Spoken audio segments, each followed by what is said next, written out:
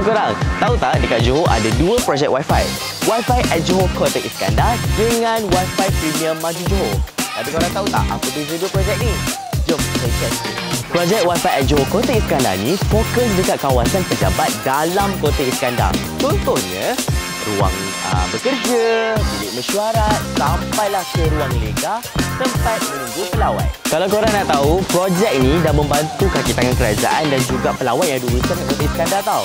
Dan yang menariknya, projek ni dah ada 292 hotspot. Yang menariknya, kaki tangan awam boleh akses internet di mana-mana saja dalam kawasan Kota Iskandar. Dan pelawat, jangan risau. Sambil-sambil korang menunggu tu, korang boleh je akses internet percuma ni tau. Selain tu, kita ada satu lagi projek tau, iaitu projek Wi-Fi Premium Maju Johor. Yang ni khas untuk orang awam. Projek ni dah mula dekat beberapa tempat. Contohnya, kolej pendidikan, hospital, projek perumahan rakyat dan juga kawasan perkhidmatan kerajaan.